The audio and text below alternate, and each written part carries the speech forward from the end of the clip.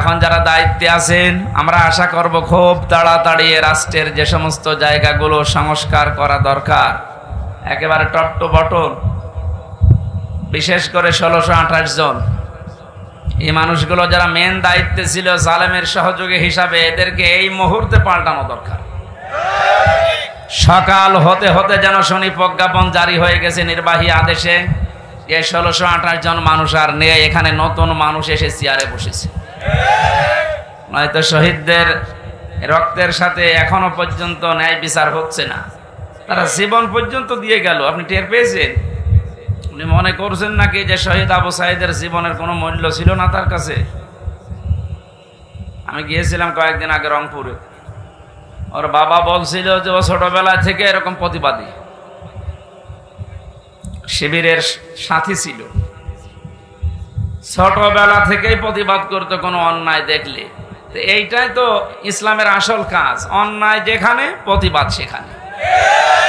যদিও সে শব্দটাকে অনেকে আজ উল্টাপাল্টা ব্যাখ্যা দিয়ে মন গড়া ভাবে নিয়ে ইসলামকে কলঙ্কিত করার চেষ্টা চালিয়েছে, এখনো চালাচ্ছে।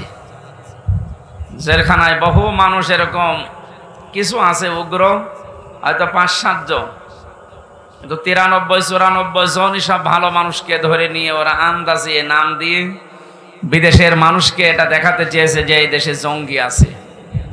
এর মাস্টার মাইন্ডে যারা ছিল তার ভেতরে এই গোপালগঞ্জের মনিরুল,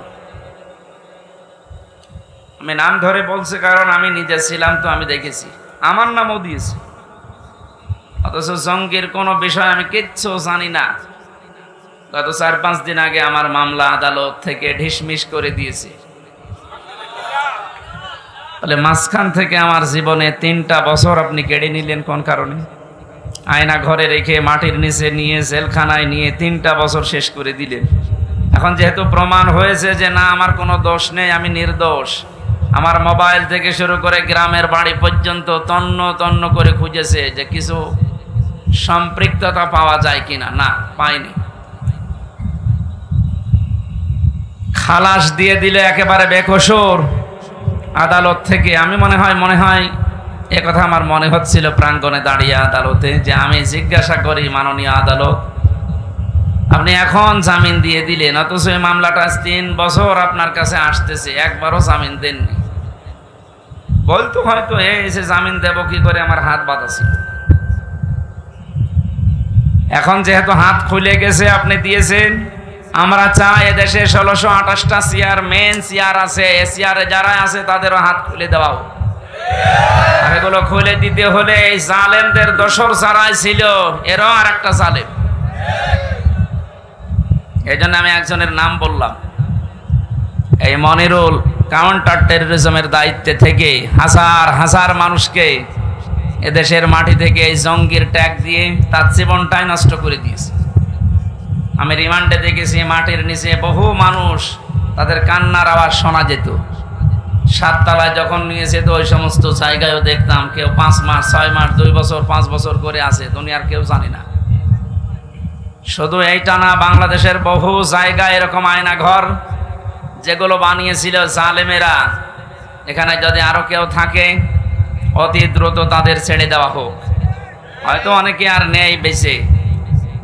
আমার সাথে মুফতি ফখরুল ইসলাম ছিল, ওনাকে পায়ের নিচ দিয়ে হাত দিয়ে,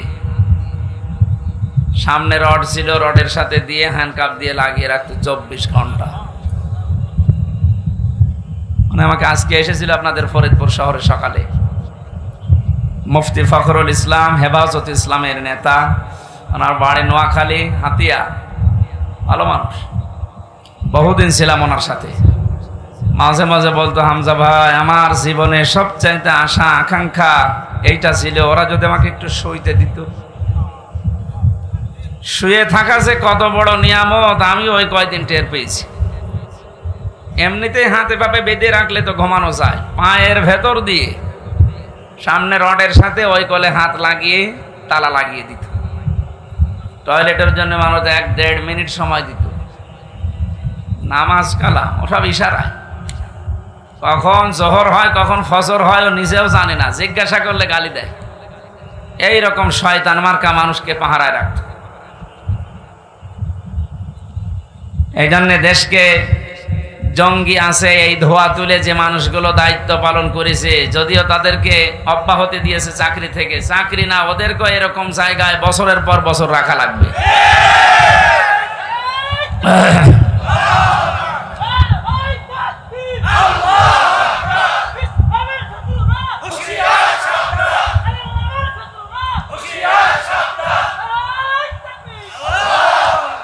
দেখ কেমন লাগে। একটা উপন্যাস পড়েছিলাম বিশ্ববিদ্যালয়ে থাকাকালীন, ওটার নাম হচ্ছে দেখ কেমন লাগে। আমার তো এখন ওইটাই মনে হচ্ছে। আজকে আমি এখানে আসার পরে একজন দেখা করলো, তার ভাই আমার সাথে পাশের বিল্ডিং এ ছিল, এই আপনাদের ফরিদপুরে বাড়ি। ও অনেকদিন আছে, এই জঙ্গি মামলা দিয়ে টাক লাগিয়ে ওরে রেখে দিয়েছে, বছরের পর বছর রেখে দেয়। বাংলাদেশের আলেমদের উজ্জ্বল নক্ষত্র হিসাবে যিনি পরিগণিত বলা যায়, মুফতি জসিমউদ্দিন রহমানী হাফিজাহুল্লাহ, এই লোকটাকে বিনা কারণে এই 11-12 বছর জেলে রেখে দিয়েছে। যে সমস্ত ট্যাগ দিয়ে তারা রেখেছিল, উনি কি ওই রকম ধরনের মানুষ? একজন প্রখ্যাত আলেম, তার জ্ঞানের গভীরতা কি হাদিসের ওপরে। আমি বহু সময় কাটিয়েছি লোকটার সাথে। তার জ্ঞানের গভীরতা এবং মুআমালাত মুআশারাত ব্যবহার, যেটা আমি যে সমস্ত মানুষের সাথে মিশে সবচাইতে বেশি আদর পেয়েছি, তার ভেতরে অন্যতম আল্লামা মামুনুল হক হাফিজাহুল্লাহ। ওনার কাছে আমি ঋণী, বহু কষ্ট করেছে আমার জন্য। নিজে খেতে পারতো না, কিন্তু রান্না করে করে, এই যে গরম করে করে আমারে খাওয়াতো, ছোট ভাইয়ের মতো দেখতো। আমি আরো বেশি ভালোবাসা পেয়েছিলাম বাংলাদেশ জামাতে ইসলামীর শ্রদ্ধাভাজন আমির ডাক্তার শফিকুর রহমান। লোকটার সাথেও কিছুদিন ছিলাম। মানুষ মনে হয়নি আমার কাছে, মনে হয়েছে একটা জিন্দা ফেরেশতা। মানুষ যে এত নরম হতে পারে আর ব্যবহার যে এত মোলায়েম হতে পারে, আমি কাছে না থাকলে বুঝতাম না। তার যে ইবাদতের মাকাম, তার যে ইবাদতের উচ্চতা, গভীরতা, তার আল্লাহর প্রতি যে ভরসা, আল্লাহর প্রতি তার যে তাওয়াক্কুল, এটা কাছে থাকলে আপনি টের পেতেন। দ্বীনের জন্য, ইসলামের জন্য তার যে ইখলাস, আল্লাহ রাব্বুল আলামিন আমার মনে হয় এরকম কিছু মানুষের ইখলাসের কারণে, কোরবানির কারণে আজ দেশের দিকে একটু রহমতের দৃষ্টি দিয়েছে। এজন্য আমরা দেখতে পাচ্ছি দিন যত যাচ্ছে ইসলামের দিকে মানুষ তত ঝুঁকতেছে। আরাআইতান নাসা ইয়াদখুলুনা ফি দীনিল্লাহি আফওয়াজা, এনবে আপনি দেখতে পাবেন দলে দলে পালে পালে মানুষ ইসলামে প্রবেশ করছে। যেহেতু সে অবস্থা শুরু হয়ে গেছে, কিছুদিন যেতে দেন, এই বাংলাদেশে কালেমার পতাকা ইনশাআল্লাহ উড়বেই উড়বে। এখানে আমাদের একটু দায়িত্ব আছে। ছোটখাটো যে বিষয়গুলো নিয়ে আমরা এখনো পর্যন্ত মত পার্থক্যে আছি, জাতীয়তাবাদী দল বলেন, জেনারেল দল বলেন, ইসলামী দল বলেন, এই ছোটখাটো বিষয় নিয়ে মনোমালিন্য করলে কিন্তু আবার জালেমরা ঘুরে দাঁড়াতে পারে। কারণ আন্তর্জাতিক মহল তো আর সব আমাদের পক্ষে না। কথা বুঝতেছেন? একটা হোস্টেলে 100 জন ছাত্র ছিল, সকালে নাস্তা দেওয়া হতো তাদের রুটি আর পাউরুটি, কলা। এর ভেতরে 20 জন বলছে এই নাস্তায় আমাদেরকে দেওয়া লাগবে যতদিন আমরা হোস্টেলে আছি, কিন্তু 80 জন বলছে না, এই নাস্তা আমরা খাবো না। হোস্টেলের যিনি দায়িত্বে আছে, ম্যানেজার, তাকে ডাক দেওয়া হয়েছে যে এই নাস্তা পাল্টান। আমরা কেউ কেউ খিচুড়ি খেতে চাই, কেউ কেউ রোল খেতে চায়, কেউ কেউ চিড়া ভিজা খেতে চায়, আর এরা মাত্র 20 জন, এরা পাউরুটি কলা চায়। আমরা এটা চাই না, আমরা পাল্টাতে চাই মেনু।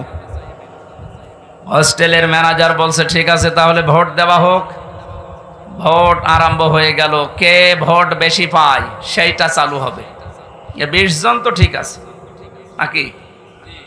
এরা তো সে ছোটবেলা থেকে এই খেয়ে মানুষ, এরা সব কলা পাউরুটিতে আছে। বাকি যারা ছিল তারা ভোট দিয়েছে।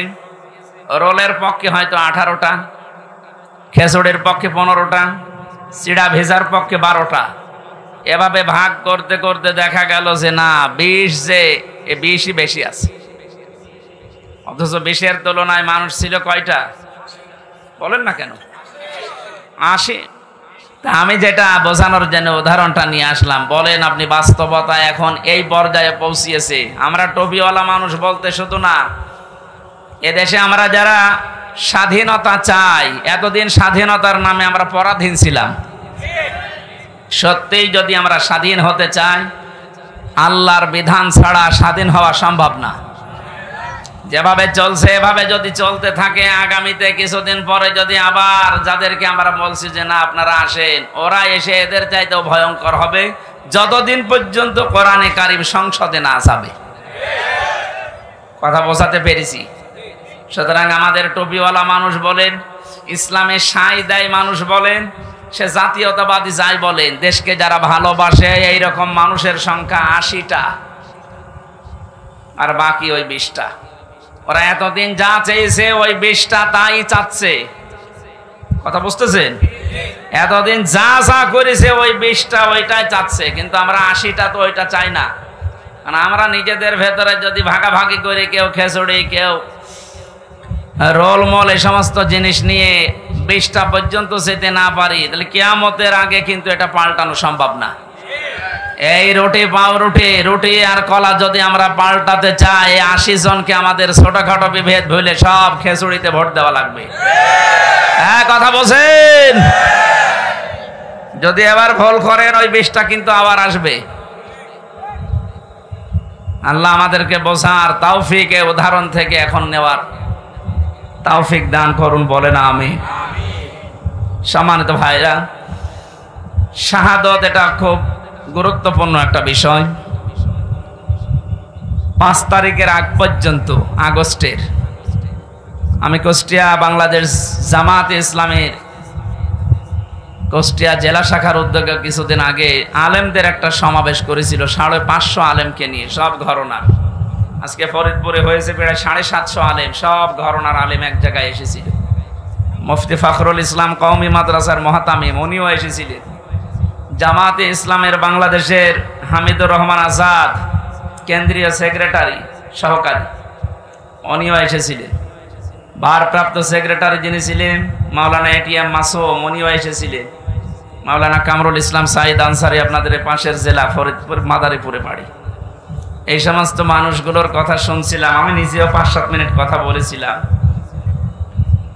একটু ভাবলাম ওই জায়গায় দাঁড়িয়ে দাঁড়িয়ে যে এই যে সুন্দর একটা দৃশ্য, এখানে ৭৫০-র উপরে আলেম, ৩-৪ ঘন্টা পর্যন্ত অনুষ্ঠান চলছে, অথচ আগস্টের ৫ তারিখের আগে এই অনুষ্ঠান ৫০০ না, ৭৫০ না, ৭.৫ জন যদি এক জায়গায় হতো আলেম, 10টা মামলা হয়ে যেত।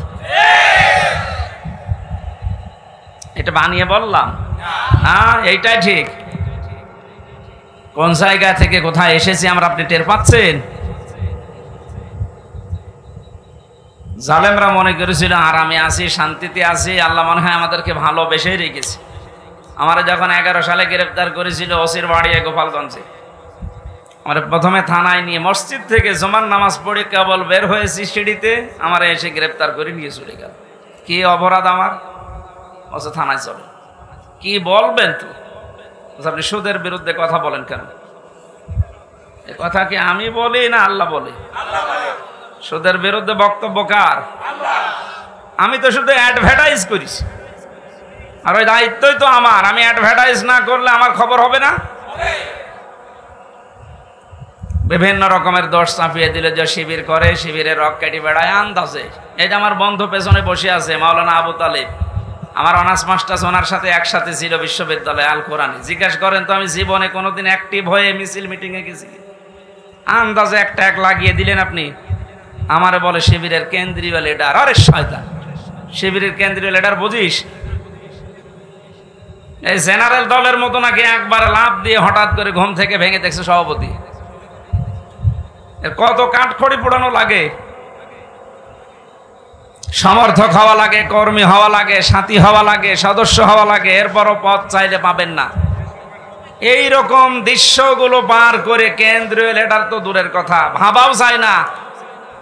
এ ট্যাগগুলো লাগিয়ে যখন থানাতে নিয়ে গেল, ওই দিন খুব অসহায় মনে হচ্ছিল নিজেকে। পুলিশের গাড়িতে ওই প্রথম ওঠা আমার। হাতের ভেতরে হ্যান্ডকাপ দিয়ে এমনিতে আপনি নিয়ে যেতে পারতেন। আপনি তো দেখলেন যে মসজিদ থেকে আমি জমার খুতবা দিয়ে বের হচ্ছি, একটু পালিয়ে যেতাম।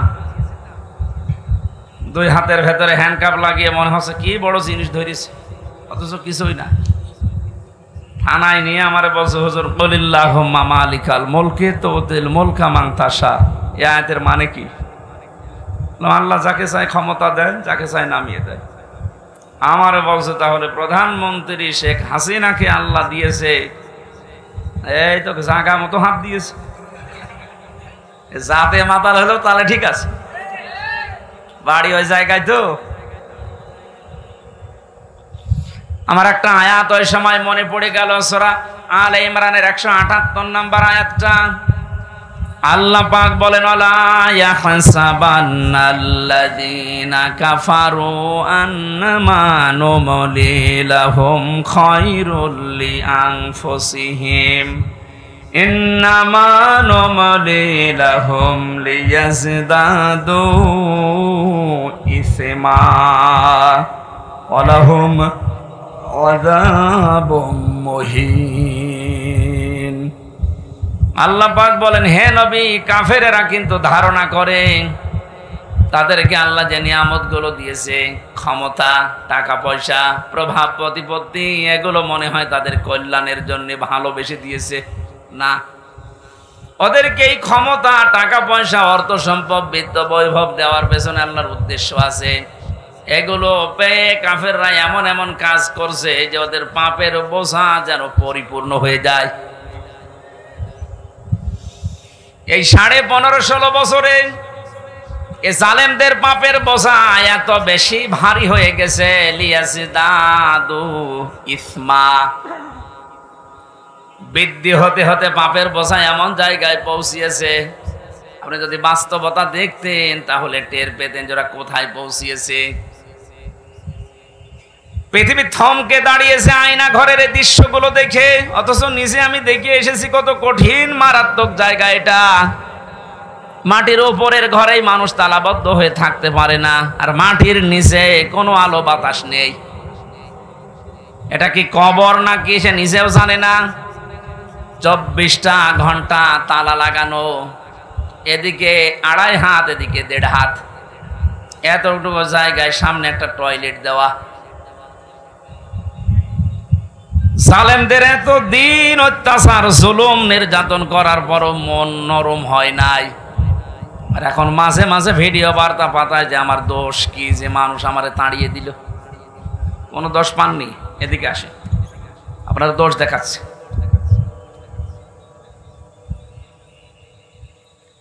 আয়না ঘরের সাথে যারা সম্পৃক্ত, আমার মনে হয় একটাকেও আল্লাহ কোনোদিন ক্ষমা করার কথা না। কারণ যে কষ্ট তারা মানুষকে দেয়, পশুর সাথেও মানুষ এত বড় নিকৃষ্ট আচরণ করে না। আরে ভাই, সেখানে 1 ঘন্টা, 5 ঘন্টা, 10 ঘন্টা, 2 দিন, 4 দিন রেখে ছেড়ে দিলেও তো হয়। আপনি চিন্তা করতে পারেন, 8 বছর একটা লোককে ওইভাবে বেঁধে রেখেছে। সারা বাংলাদেশের সব মানুষ যদি এদেশের জালেম যারা ছিল তাদেরকে মাফ করে দেয়, ব্যারিস্টার আরমানের বউ জীবনও মাফ করবে না।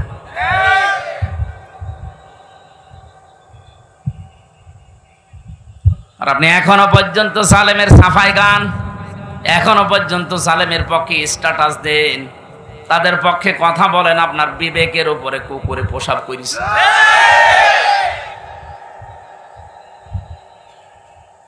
বলে, আপা আপনি ঘাবড়াবেন না, আপনি ঘাবড়ালে আমরা নরম হয়ে যাই। সেনাবাহিনী ধরেছে ওইটারে নরম বানিয়ে ফেলেছে। পাপের বোঝাটা এত বেশি পরিপূর্ণ হয়ে গেছে, আল্লাহ বলেন আমি যখন নিজে ওকে ধরেছি, ইন্না বাতশা রাব্বিকা লাশাদীদ, তোমার রবের ধরা বড় শক্ত ধরা। ওয়ালাহুম আযাবুম মুহিন, তাদের জন্য অপমানজনক শাস্তি আল্লাহ রেডি করেছেন। এর প্রমাণ কালামানিক বিসি পর্যন্ত উড়ে গেছে। ফরিদপুরের একজন সন্তান খান সাহেব নামে, মতিয়ার রহমান খান, ও একটা ডাবিং করেছে টকশোর। কালামানিকের মহিউদ্দিন খান বলছে, তাই বলে আমার বিসিতে মারবে।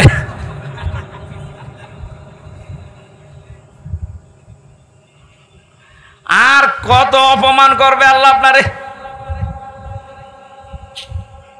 আমি তো বাস্তবে আয়াতটা দেখতে পাচ্ছি, আযাবুম মুহিন, অপমানজনক শাস্তি আল্লাহ তাদেরকে যে দেবে, আল্লাহ কিন্তু আরম্ভ করে দিয়েছে। এই জন্য ছোটখাটো জালেম যারা আছে, আজকে অনেক ছোটখাটো জালেমরা বলছে আমরা আর এই জুলুমের দলে নেই, আমরা পরিবর্তন হয়ে ফিরে আসলাম। এখনো সময় আছে, আসেন তাড়াতাড়ি, নাতে মরণের ঘন্টা বেজে গেলে কিন্তু আর তওবা কবুল হবে না। কারণ জালেমদেরকে আল্লাহ এত বেশি ঘৃণা করেন। আল্লাহু লা ইয়াহদিল কওমাজ জালিমিন, আল্লাহ বলেন জালেমদের আমি হেদায়েত দিচ্ছি না, দেবও না।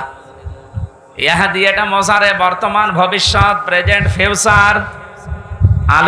জালেম ছাড়া পৃথিবীতে জালেমের কোনো হেদায়েত নসিব হবে না, এখন হচ্ছে না, কিয়ামত পর্যন্ত আল্লাহ জালেমদের হেদায়েত দেবে না। এদের প্রতি আল্লাহর এত বেশি রাগ হয়ে যায়, ফেরাউনও কিন্তু শেষ। ও বলেছিল আন্নাহু লা ইলাহা ইল্লাল্লাহ, বলতে পারে না। আপনি তাফসিরে দেখবেন, ও যখন একবার পানির নিচে ডাকছিল, আবার উপরে ভেসে ওঠে, পানি খেতে খেতে পেট মোটা হয়ে গেছে, তখনও বলেছিল আন্নাহু লা ইলাহা ইল্লাল্লাহ। বলতে যাবে, জিবরাইল এসে মুখের উপরে কাদা লাগিয়ে দিয়েছে। যত মানুষকে জুলুম, অত্যাচার, নির্যাতন, স্বৈরাচারী কায়দায় কষ্ট দিয়েছো, তোমার এই কষ্টের সাথে হাজার হাজার মানুষের চোখের পানি লেগে আছে। তোর এখন আর তওবা কবুল হবে না, তোর মুখ দিয়ে আল্লাহর ওই কালেমা এখন আর বের হবে না, তোকে আমি রেখে দিলাম, যা। আল আনা ওয়াকাদ আসাইতা ক্বাবলু ওয়া কুনতা মিনাল মুফসিদিন। এখন স্বীকার করছো যে আমি ভালো হয়ে গেলাম, এখন বলছো আমি তওবা করছি না, আজকে আর হবে না, এর পূর্বে তুই স্বৈরাচারী ছিলি। এই জন্য স্বৈরাচার যারা, ফ্যাসাদ যারা সৃষ্টি করে, জমিন যারা বিশৃঙ্খলা তৈরি করার চেষ্টা চালায়, আল্লাহ পাকের হেদায়েত থেকে তারা চিরবঞ্চিত হয়ে যায়। ফেরাউনের জীবনী পড়ার পরে আমি লেডি ফেরাউনকেও মিলিয়েছি, সবগুলো খাপের খাপ মিলে যায়। ফেরাউন ক্ষমতা নেওয়ার পরে 4টা কাজ করেছিল ওর বন্ধু হামানের কথা মতো। এই পৃথিবীতে বহু ফেরাউন যারা আছে, সে পুরুষ হোক আর লেডি হোক, এই মানুষগুলোও দেখলাম এই 4টা কাজই হাতে নিয়েছে। হাজার হাজার বছর আগে ফেরাউন ওই সময় প্রথমে ক্ষমতা পেয়ে এই কাজ চালু করেছিল যে আসমানি কিতাবের শিক্ষা রাখা যাবে না। আমি যেটা দাবি করতে চাই, এই দাবি যদি আমি পূরণ করতে সক্ষম হতে চাই, তাহলে আসমানি কিতাবের আলোচনা চলবে না। কারণ দাবি করার চেষ্টা চালিয়েছিল আনা রব্বুকুমুল আ'লা, আমি সব চাইতে বড় রব, আমার উপরে আর কিছু চলবে না।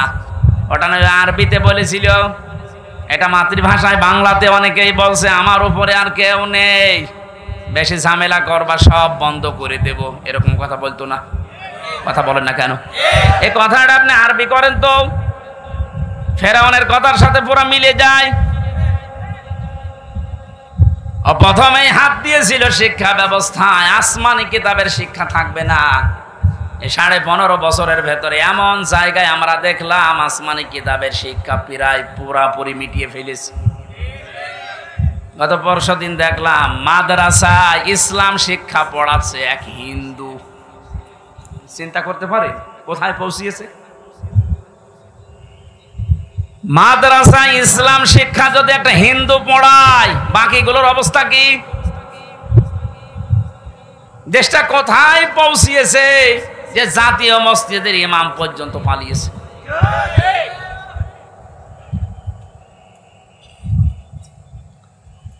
কত বড় দুর্নীতিগ্রস্ত হলে বাইতুল মুকাররমের ইমামও পালিয়ে যায়, ওরেও খুঁজে পাওয়া যাচ্ছে না। ফেরাউন ক্ষমতা পাওয়ার পরে ও যা করেছিল প্রথমে, আজকে পৃথিবীতে অনেক জালেমকে আমরা এইটাই দেখেছি, ওরা প্রথমেই হাত দিয়েছে শিক্ষা ব্যবস্থায়। আল্লাহর কোরআনের, নবীজির হাদিসের জীবনী যেগুলো ছিল এগুলো সব বাদ দেন, এইগুলো চলবে না। এভাবে যদি 10টা বছর চালাতে পারে, হামান ফেরাউনকে বলেছিল, বন্ধু 10টা বছর যদি আসমানি কিতাবের আলোচনা বাদ দিয়ে জাতিকে চালাতে পারো, পুরা জাতি গোমরা হয়ে যাবে। চিন্তা করেছেন কোথা থেকে নিয়েছে এই বিষয়গুলো? 2 নম্বরে, আসমানি কিতাব যারা শিক্ষা দেয়, এই আলেমগুলোকে কারণে অকারণে দুনিয়া থেকে বিদায় করো, তাই করতে আরম্ভ করেছিল। কত আলেম বিদায় নিয়েছে, কত আলেম এখনো পর্যন্ত ছেলে আছে। আপনি আমারটাই ধরেন তো, কোন কারণে আপনি 3টা বছর আমাকে আটকে রাখলেন? এখন তো আমি নিরপরাধ বলে খালাস পেয়ে গেলাম, আমার কোনো দোষ পাইনি।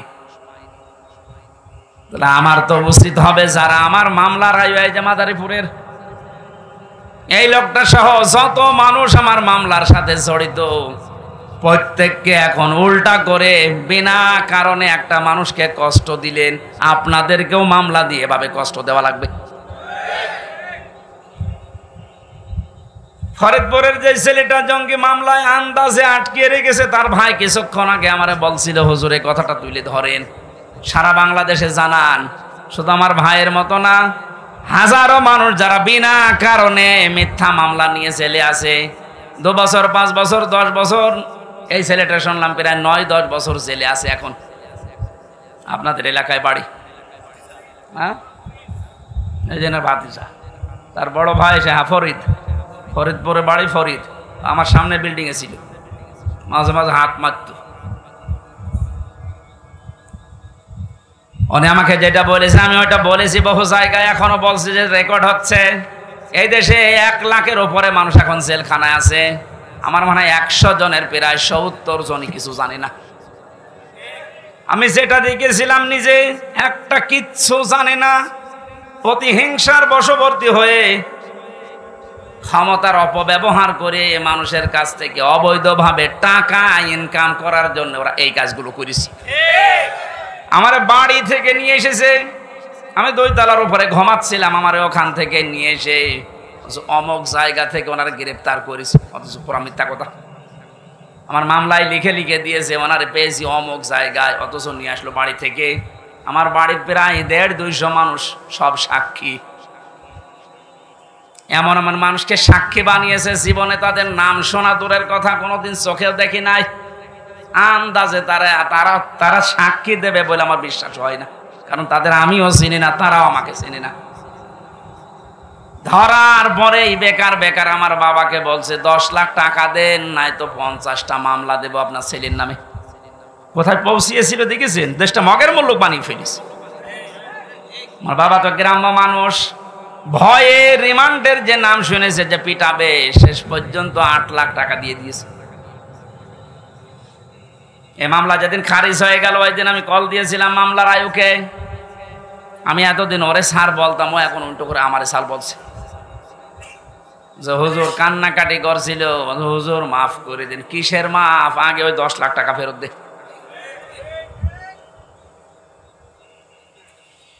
কারণে অকারণে হাজারো মানুষকে আপনি এভাবে জেলখানায় রেখেছেন, যাদের মামলা প্রমাণ হয়ে যাচ্ছে, যারা নির্দোষ খালাস পেয়ে যাচ্ছে। আমার মনে হয় উচিত হবে সরকারের এই মুহূর্তে আইন পাশ করা, যারা এই মামলার আয়ু থেকে জড়িত উপর পর্যন্ত প্রত্যেকে এভাবে 8-10 বছর করে জেলে রেখে দেন। দেখেন কেমন লাগে।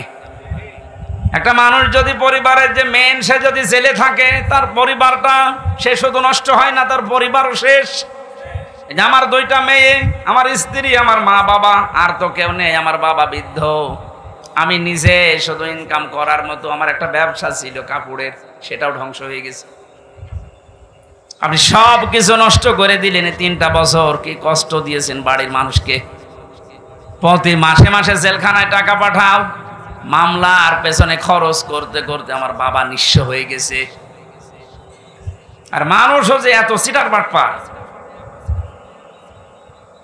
এই গ্রাম্য মানুষটার কাছে যে বলতো, আপনার ছেলেকে আমরা বের করে দেব, 5 লাখ টাকা দেন।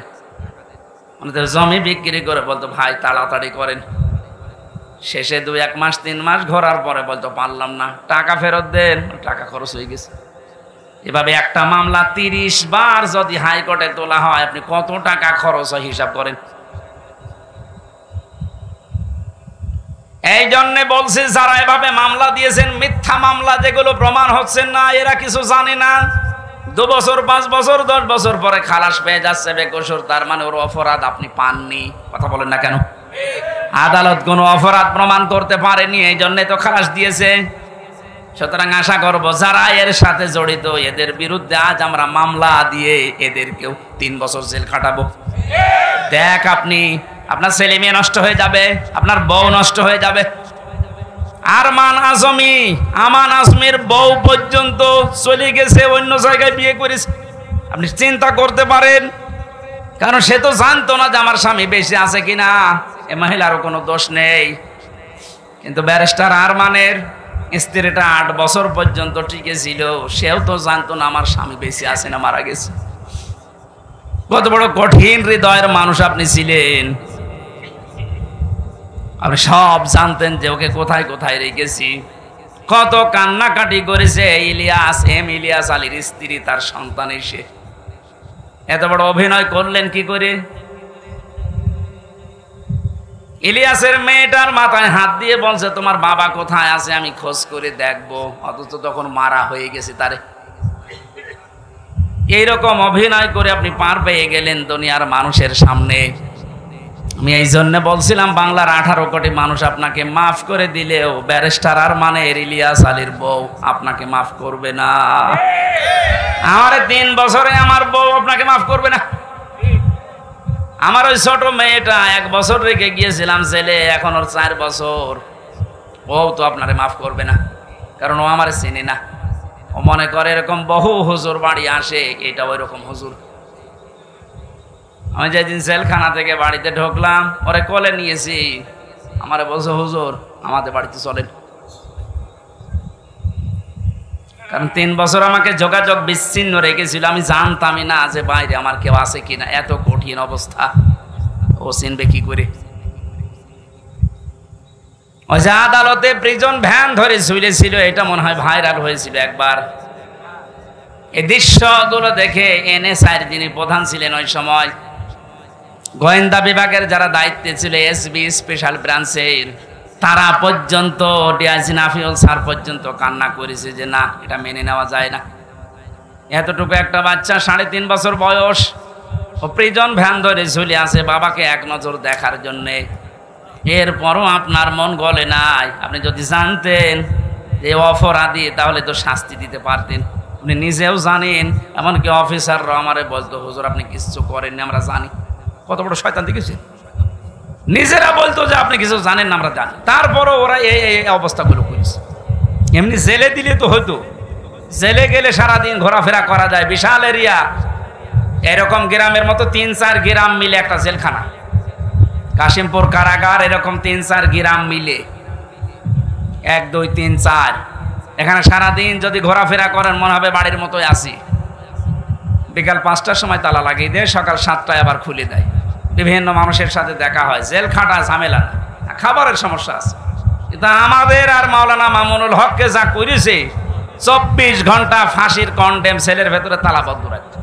মনে হচ্ছে কি করেছি আমরা, অথচ কিছুই জানি না।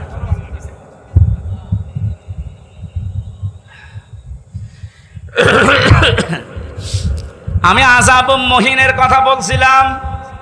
জালেমরা মনে করে আল্লাহ আমাদেরকে ভালোবেসে ক্ষমতায় রেখেছে। ওই যে ওসি সাহেব যেটা মনে করেছিল, আল্লাহকে ভালোবেসে মহব্বত করে কল্যাণের জন্য ওদের ক্ষমতা দেয় না, ওদের পাপ যেন পরিপূর্ণ হয়ে যায়, এই জন্য আল্লাহ দিয়ে রাখে।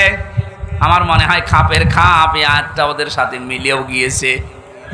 যখনই পরিপূর্ণ হয়ে গেছে, এত বড় বড় দল বাংলাদেশে 17 বছর বহু চেষ্টা করেছে, চুল পরিমাণ নড়াতে পারে নাই।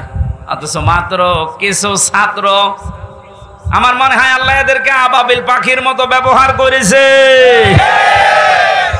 কারণ পাপ পরিপূর্ণ হয়ে গেছে, এখন আবাবিল পাখির মতো ব্যবহার করে জালেমদেরকে এমন ভাবে অপমান করেছে।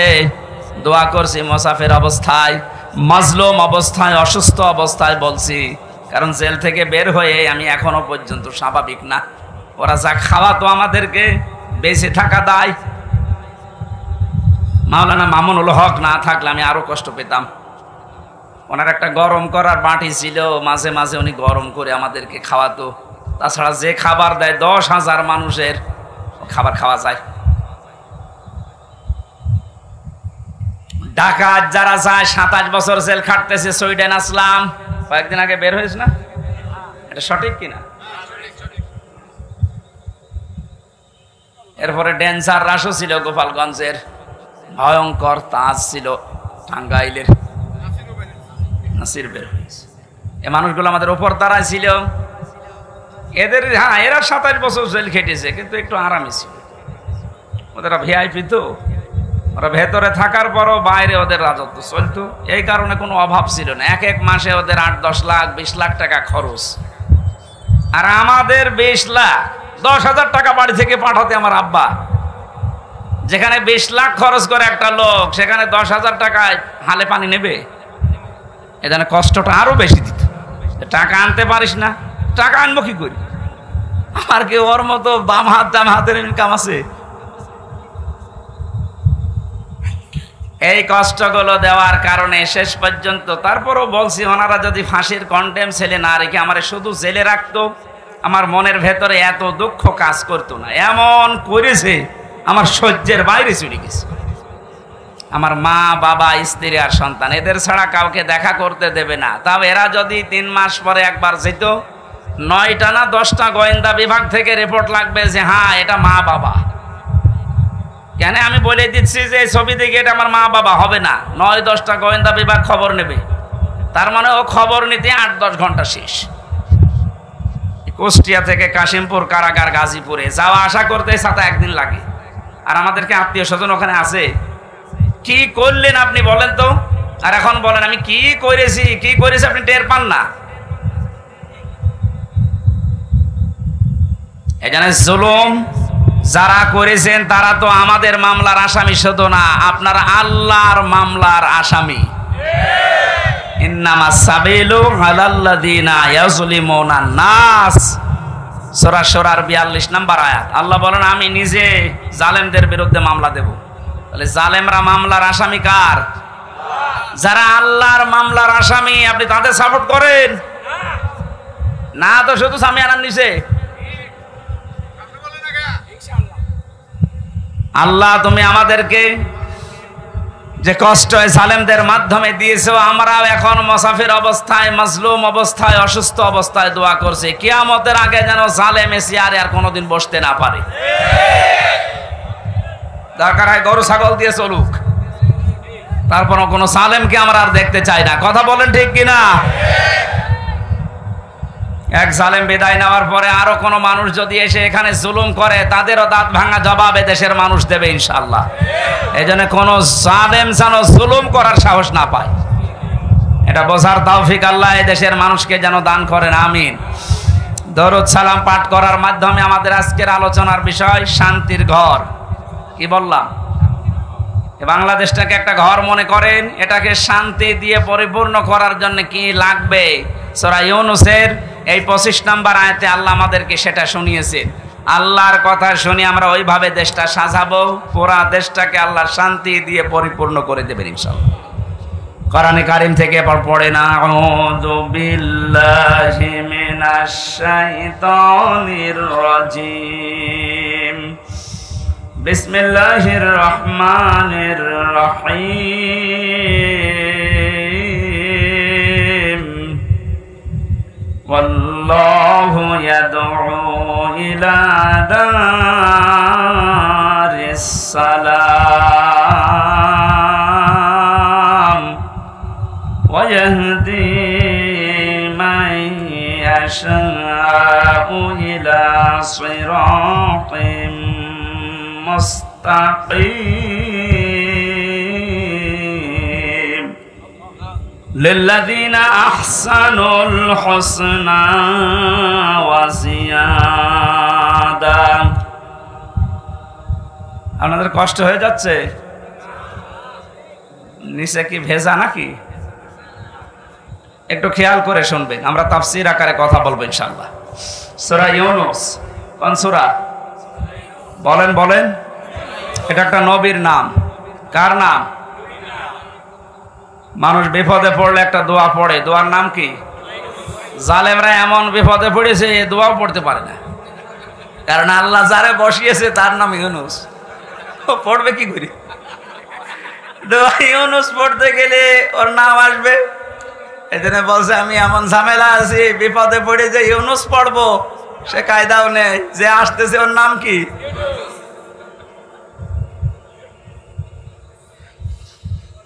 সূরা ইউনুসের একটা মাত্র আয়াত আর একটা আয়াতের খণ্ড বিশেষ আমরা পড়েছি। এটা 10 নম্বর সূরা কোরআনে কারিমে, মক্কায় নাজিল হয়েছে। আয়াত আছে 109টা, রুকু আছে 11টা।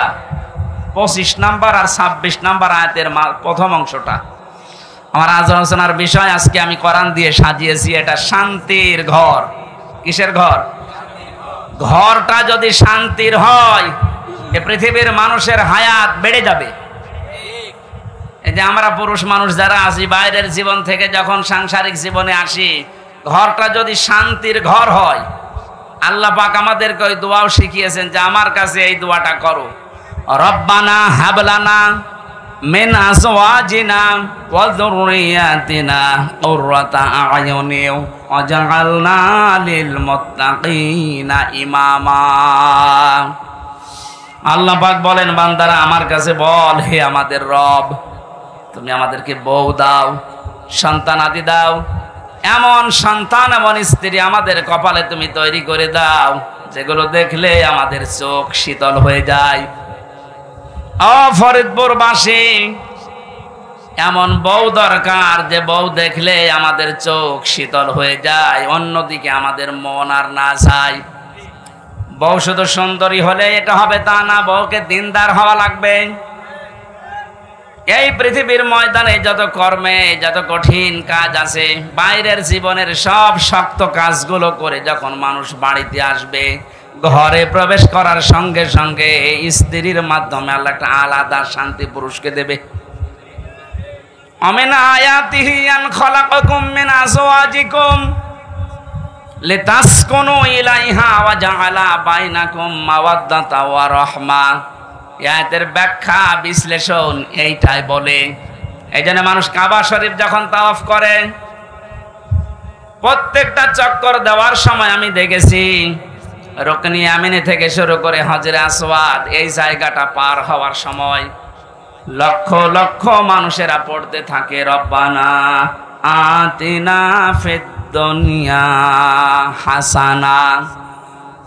হে আল্লাহ, দুনিয়ায় হাসানা দাও। তাফসীরে হাক্কানিতে দেখেছি দুনিয়ার হাসানা প্রধানত 3টা। 1 নম্বরে শান্তির ঘর। ওই ঘরটা শান্তির ঘর যে ঘরের ভেতরে ইসলাম আছে, যে ঘরের মেয়ে লোক সন্তানগুলো ইসলাম মেনে চলে। বাইরের জীবন থেকে আসার পরে এই ঘরটা আল্লাহ এমন শান্তি পরিপূর্ণ করে রাখে, বাইরের যত ক্লান্তি শ্রান্তি সব আল্লাহ ঘরে প্রবেশ করলে দূর করে দেয়। এই যে রাতের বেলা এখন বাড়ি রাস্তা দিয়ে যাওয়ার সময় কত রকমের ভয়, কিন্তু ঘরে প্রবেশ করলে একটা আলাদা শান্তি আল্লাহ তৈরি করে দেয়। আল্লাহ রাব্বুল আলামিন বলেন, আমার ইসলামেরও একটা ঘর আছে, এই ঘরটা পরিপূর্ণ করা শান্তি দিয়ে। এই ঘর যদি কেউ শান্তি দিয়ে পরিপূর্ণ করে নিতে চায়, কমপক্ষে 16টা বিষয় দুনিয়াতে তাকে মানা লাগবে। আল্লাহ এই ঘরের দিকে আমাদেরকে আহ্বান জানাচ্ছেন, আল্লাহু ইয়াদউ ইলা দারিস সালাম। আল্লাহ তোমাদেরকে ডাকতেছেন শান্তির ঘরের দিকে। তাহলে আল্লাহ যে ঘরের দিকে ডাকে, ঘর কিসের ঘর বলেন তো? আরো জোরে বলেন। ঘর বানাতে হলে আমরা কয়েকটা জিনিস পাই, এদিকে তাকান। 1 নম্বরে পৃথিবীতে যত ঘর আমরা দেখতে পাই, ঘরের 4টা খুঁটি লাগে। খুঁটি না হলে, পিলার না হলে ঘর তুলতে পারবেন? প্রথমে খুঁটি লাগবে। এই খুঁটি 4টা খুঁটি যদি আপনি ইসলামের যে ঘরে প্রবেশ করতে চান, এই ঘরের 4টা খুঁটি আল্লাহ সাজিয়েছেন নামাজ দিয়ে, রোজা দিয়ে, হজ দিয়ে, যাকাত দিয়ে। ঘরে শুধু খুঁটিগুলোই হলেই হয় না, কেউ যদি ঘরকে মজবুত করতে চায়, বিপদ আপদ থেকে, শত্রুর হাত থেকে মুক্ত করতে চায়, অবশ্যই ঘরে বসবাস করার জন্য ছাদ দেওয়া লাগবে, নাই টিনের ছাউনি দেওয়া লাগবে। কথা বলেন ঠিক কিনা? আল্লাহ যে ঘরের কথা জানাচ্ছেন যে ইসলাম নামক ঘরে, ঘরে প্রবেশ করলে শান্তি পাওয়া যাবে, এই ঘরটা আমার আল্লাহ ছাদ হিসাবে যার নাম দিয়েছেন, এইটার নাম হচ্ছে কালিমা। আপনি এইটা না থাকলে ঘরে প্রবেশ করতে পারবেন ঠিকই, তো থাকতে পারবেন না আরামে। ওপর থেকে বৃষ্টি আসবে, ভিজে যাবেন, এমনকি বহু ঝড় ঝাপটা আসতে পারে। আমরা এখন এমন একটা ঘর তৈরি করতে চাই বাংলাদেশকে, যে ঘরে এই ডাকাতি থাকবে না, ঝড় ঝাপটা আসবে না, চিন্তা থাকবে না, চিন্তা রাহাজানি এরকম কোনো ভয় আমাদের এই ঘরের ভেতরে আসবে না। পুরা ৫৬,০০০ বর্গ মাইল আমরা একটা ঘর বানাতে চাই। কথা বলেন ঠিক কিনা? এটা বানাতে হলে আল্লাহ পাক যে নিয়ম নীতিগুলো দিয়েছে, এইগুলো আমাদের দেশে এখন কাজে লাগান। ডক্টর মোহাম্মদ ইউনূস করবেন কিনা জানি না। এই যে নামাজের জন্য আমরা অনেকে দাওয়াত দিয়ে বেড়াই, নামাজ দাওয়াত দেওয়ার বিষয় না, নামাজ রাষ্ট্রীয়ভাবে কায়েম করার বিষয়।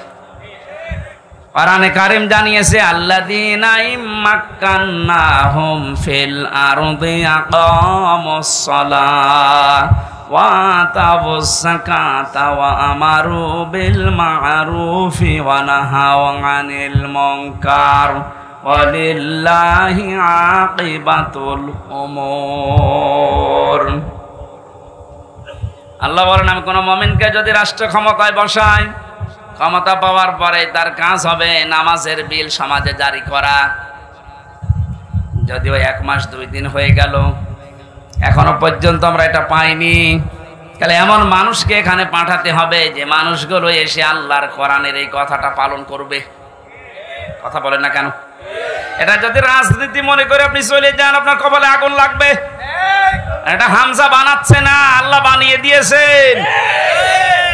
শান্তির ঘর তৈরি করতে হলে মাস্ট বি নামাজ রাষ্ট্রীয়ভাবে নিয়ে আসা লাগবে।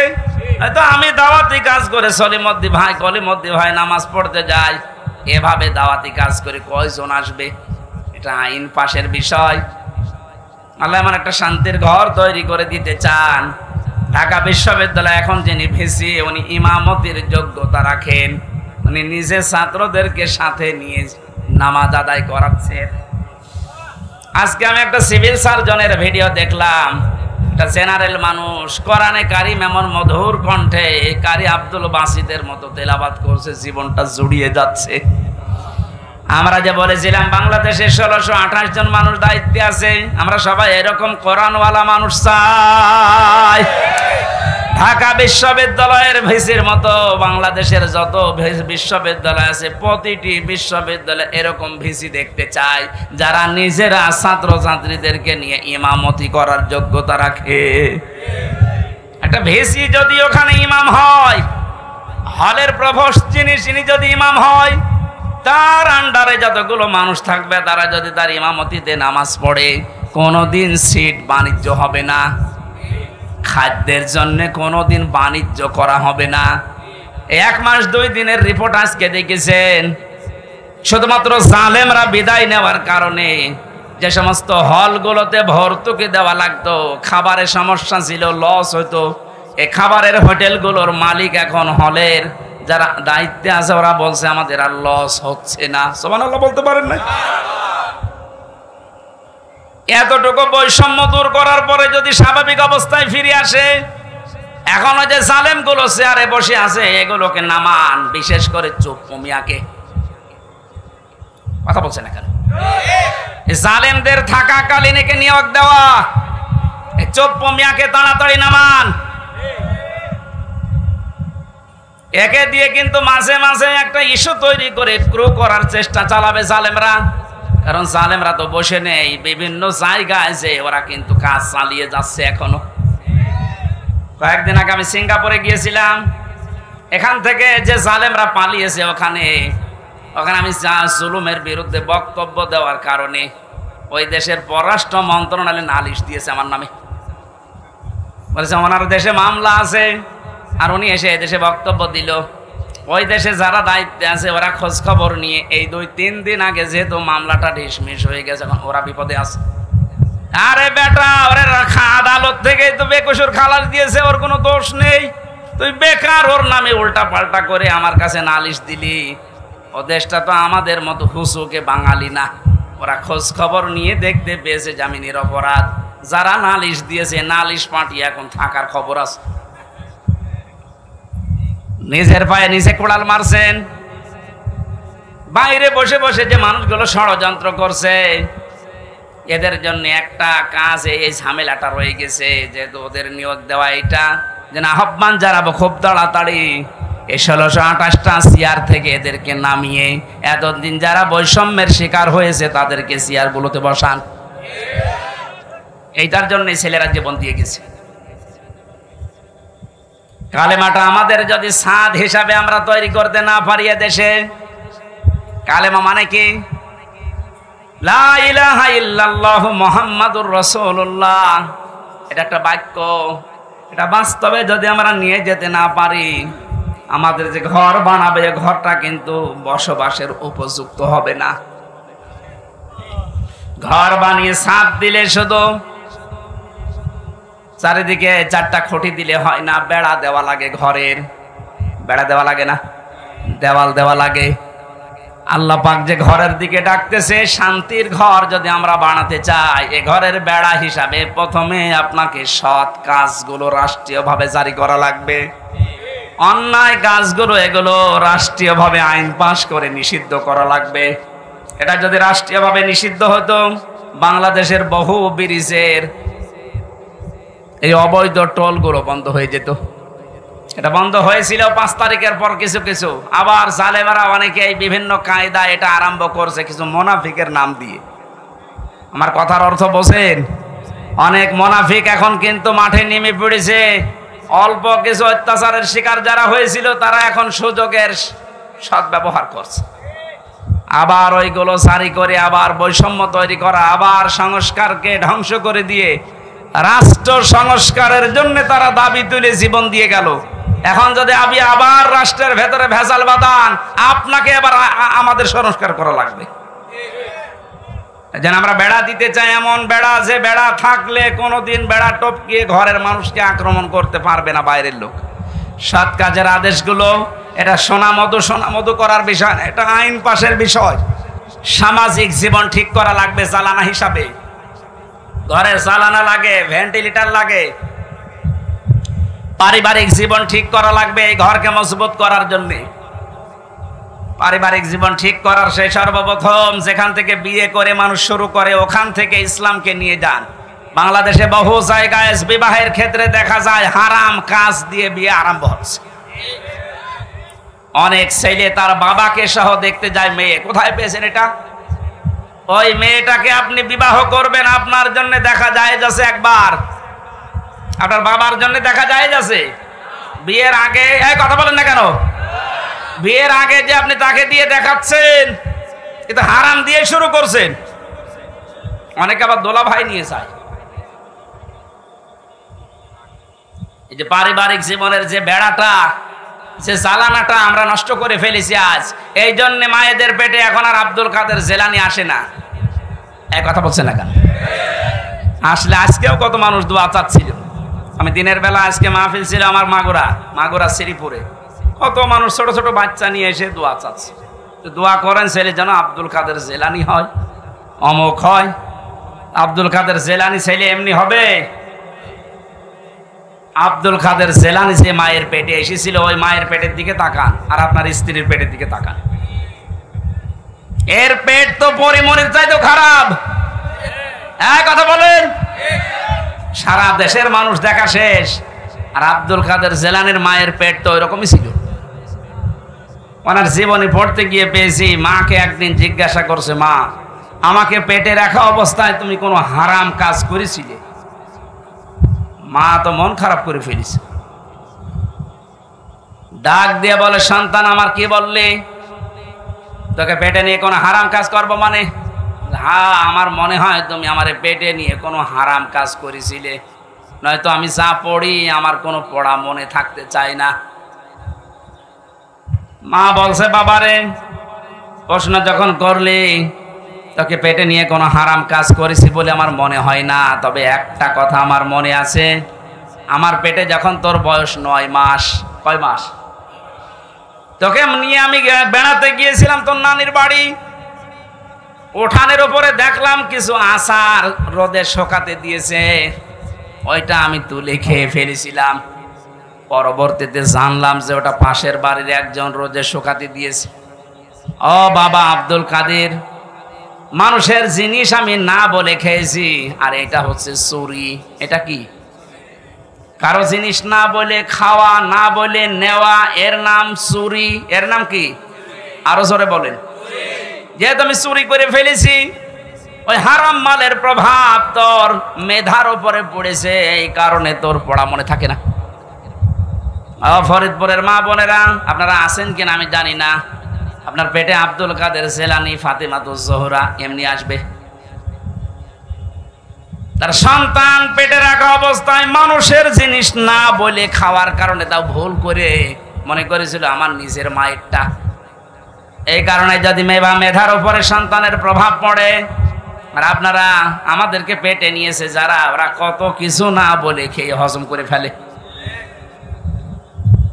আমাদের পারিবারিক জীবনের যে এই যে বেড়াটা ছিল, দেওয়ালটা ছিল, এটা আমরা নষ্ট করে ফেলেছি। এখন আবার আরম্ভ করেন আস্তে আস্তে ভালো করার। একজন মহিলাকে 14 জন পুরুষ মানুষ দেখতে পারে, কিন্তু মুখমণ্ডল, হাতের কবজি আর পায়ের পাতা বাদ দিয়ে পুরা শরীর ঢেকে রাখা লাগবে। আর বাকি কারো সামনে তো মেয়েদের যাওয়া জায়েজ নেই। যে 14 জন পুরুষের সামনে আপনি যেতে পারবেন, তার ভেতরে আপনার বাবা, দুধ বাবা না, আপনার আপন বাবা হওয়া লাগবে, নাম ডাকা বাবা না। অনেকে ধর্ম বাবা পাতিয়েছে, তার সামনে কোনো পর্দা নেই, বাবা শাহজালাল, সব হালাল। এটা জায়েজ আছে? কিসের ধর্ম বাপ? আপনি শুধু যেতে পারবেন আপনার আপন বাবার সামনে, আপনার নিজের ছেলের সামনে, বোনের ছেলের সামনে, মেয়ের জামাইয়ের সামনে। মেয়ের জামাই মানে কি? মেয়ের স্বামী যেটা, ওটা আপনার জামাই। তো এটা আবার এই এলাকা অনেকে বোঝে না।